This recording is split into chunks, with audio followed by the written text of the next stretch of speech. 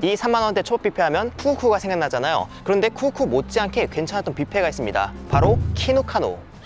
저기 보이는 건데요, 저 키누카노를 제가 한 2년 전에 갔었어요. 근데 요즘도 괜찮은지 한번 가서 리뷰해 보도록 하겠습니다. 그럼 같이 가시죠.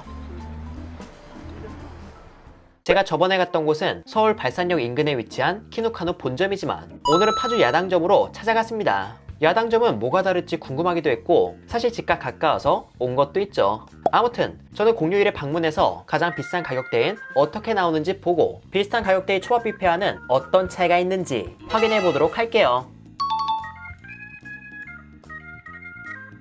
우선 실내는 다음과 같이 굉장히 넓었고 어린아이를 키우는 가족이 많은 지역답게 자녀와 함께 온 손님이 많았습니다. 그렇게 자리를 안내받은 저는 짐을 두고 음식이 있는 코너로 향했는데 생각보다 음식이 다양해 보였어요. 일단 초밥 뷔페답게 여러 종류의 롤과 초밥이 있었지만 개인적으로 롤에서 눈길이 가는 게 크게 없어서 바로 회초밥이 있는 코너로 향했습니다. 초밥 코너에서 제가 집중한 건 화로회 초밥과 연어 초밥으로 사실 이걸 먹기 위해 간다고 해도 과언이 아니라고 생각하는데요. 공휴일에 해당하는 이 타임엔 점성어 초밥과 광어 초밥, 연어 초밥이 있었습니다. 제가 이전에 리뷰했던 쿠쿠 골드 밀락점에선 연어, 광어, 점성어 외에 참돔이나 농어 초밥이 있었는데 비슷한 가격이지만 초밥의 가짓수가 적어 이 부분은 비교적 아쉬웠어요. 하지만 회초밥의 회가 상당히 두툼해서 나름 괜찮아 보였고 무엇보다 이런 아쉬움을 달래줄 포인트가 있었습니다. 그건 초밥 코너 바로 옆에 있는 회 코너로 보통 2, 3만원대 초밥 뷔페에서 잘 제공하지 않는 생연어 회가 있었다는 거예요. 제가 다녀본 바로는 2, 3만원대 초밥 뷔페에서 제공하는 연어회는 보통 훈제 연어인데 솔직히 생연어보다 맛있다는 생각이 들지 않아 잘 안 먹는 편이었거든요. 그런데 이곳은 생연어가 이렇게 있어 연어를 좋아하시는 분이라면 가성비 좋게 즐길 포인트가 되지 않을까 싶었습니다.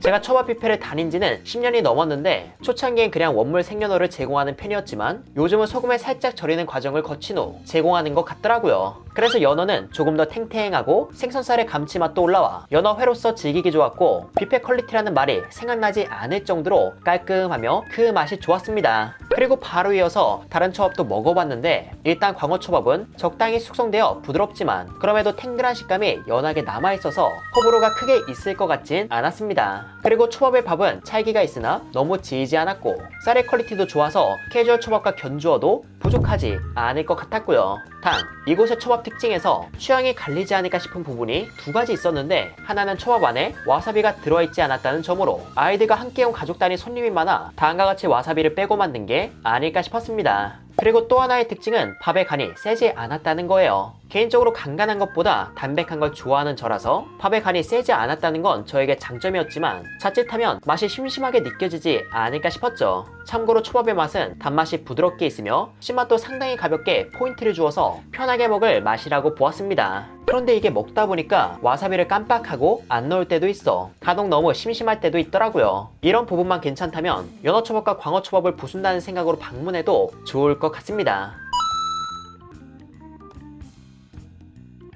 그리고 아까 연어회를 가져왔던 회코너도 다시 한번 살펴봤는데 회코너에는 연어 말고 북병치회와 흑새치회도 있었어요. 이 북병치라는 생선은 붉은 개복치라고도 불리며 개인적으로 궁금했던 어종이기도 했고 자세히 보니까 기름도 꽤 박혀있어 한번 가져와 먹어봤는데 기름기도 적당히 있고 사각한 식감도 옅게 있어 괜찮은 듯 싶었지만 이게 뭐랄까요? 회 비린내가 아닌 어떤 내음이 있는데 이게 회를 더 맛있게 만드는 느낌은 아닌 것 같더라고요. 그래서 개인적으로 간장에 찍어 먹는 건 비추지만 그냥 호기심 해소 목적으로 드시고 싶다면 초장에 찍어 먹는 걸 추천드리고 싶어요.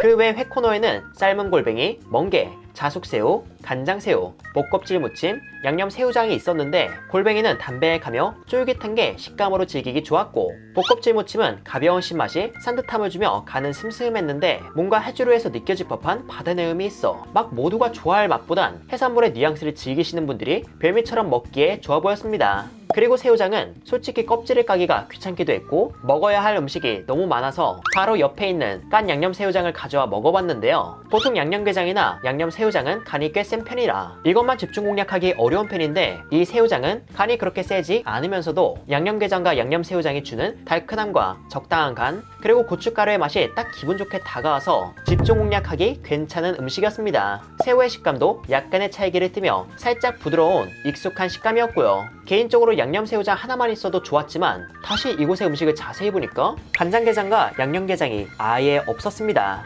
보통 뷔페에서 게장을 많이들 내어주는 편인데 말이죠. 아무튼 게장이 없다는 점 참고해 주시길 바라며 이제 다음 음식을 맛보러 이동해 보겠습니다. 그렇게 어느 정도 회와 초밥을 먹은 저는 회를 좋아하는 분들이 좋아할 만한 음식을 찾아 돌아다녔고 뷔페에서 빼놓으면 섭섭한 육회를 발견했는데 육회에 쫄면을 함께 먹는 걸 추천한다고 적혀있어 바로 가져와 이 조합으로 먹어보았습니다. 개인적으로 이 두 음식이 안 어울리진 않을 것 같았지만 이게 같이 먹는다고 더 맛있을까 했는데 이게 또 은근히 맛있더라고요. 일단 기본적인 맛은 쫄면의 새콤, 매콤, 달콤한 맛인데 여기에 육회는 양념에 묻어있는 감칠맛과 육회의 날고기 식감을 더해주면서도 은은하게 육회 양념도 느껴져 별미이자 꽤 괜찮은 조합이지 않나 싶었습니다. 이곳의 음식을 보다 보면 육회와 쫄면처럼 이렇게 먹으면 훨씬 더 맛있다라는 추천 조합이 적혀있어 맛있는 거 더하기 맛있는 거를 평소에 즐기시던 분이라면 이곳에서 제시하는 조합대로 즐겨보는 걸 추천드려요.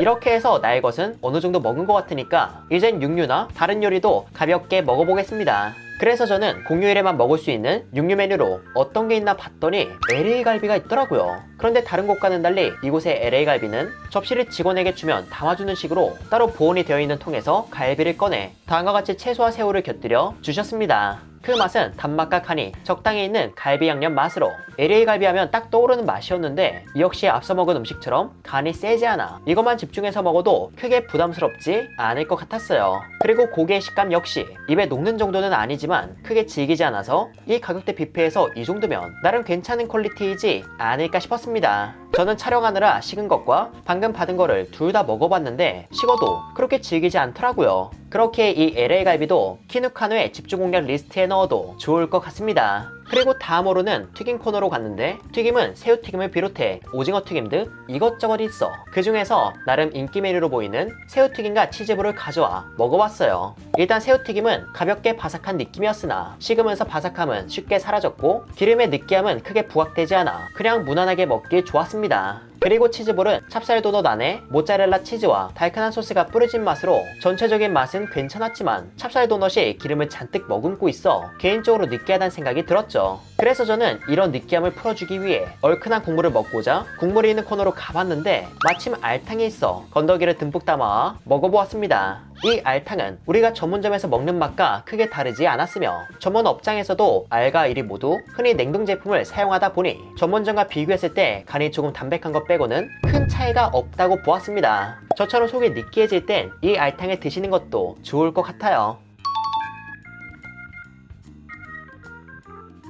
그런데 따끈한 국물 말고도 느끼해진 속을 풀어줄 음식이 하나 더 있었는데 그건 바로 물회로 한치와 야채를 직접 넣어서 먹는 구조라 저도 조합해서 먹어봤습니다. 그 맛은 동치미 국물처럼 시원하며 산뜻했지만 맵지 않고 단맛이 부드럽게 깔려있어 느끼함을 싹 가라앉혀 주었어요. 그리고 신맛이 세진 않았지만 그렇다고 해서 신맛이 자기 주장이 약한 것도 아니라 은근 표현하기 어려운 맛이었죠. 아무튼 맛은 대략적으로 이런 느낌이었고 느끼함을 풀어줄 만큼 산뜻했기에 알탕이 취향에 맞지 않는다면 이 물회로 느끼함을 푸는 것도 괜찮을 것 같습니다.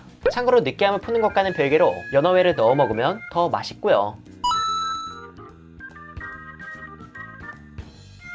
이렇게 이것저것 먹다 보니 배가 상당히 찼는데 제가 먹지 못한 음식이 꽤 있어 자세한 후기는 못 남기겠지만 기억에 남는 음식들을 마저 얘기하며 이번 영상 마치도록 하겠습니다. 우선 이곳에 와서 신기했던 건 양꼬치집에서 보던 꼬치기계가 한쪽에 있었다는 거로 이 꼬치기계에는 은행, 마시멜로 등을 구울 수 있고 양고기도 구울 수 있어 다른 뷔페와는 차별화된 재미이지 않나 싶었어요. 그리고 면 요리를 해주는 코너도 있었는데 다른 뷔페보다 훨씬 많은 면 요리가 가능한 게 신기했고 한쪽에 마라탕 재료도 있어 마라탕을 좋아하시는 분들이 반가워할 것 같았습니다.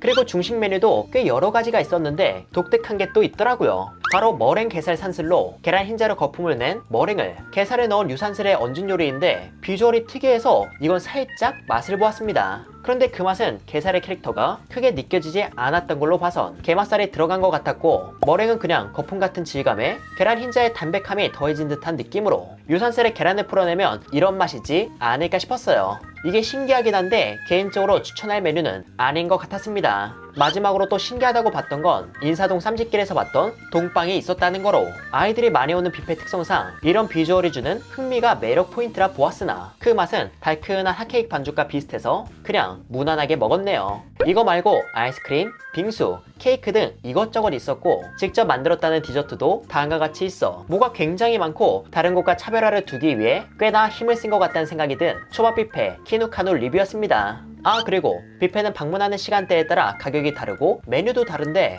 이곳은 몇몇 메뉴 설명에 어느 타임에 제공되는 메뉴인지 적혀 있어서 이런 사소한 디테일이 좋다고 느꼈어요. 참고로 생연어는 평일 점심에 없어 저녁과 주말 공휴일에 있다고 하니 생연어회를 부수고 싶다면 평일 점심을 피해가는 걸 추천드립니다. 이렇게 해서 회사랑은 이만 인사드리도록 할게요. 그럼 여러분들 안녕.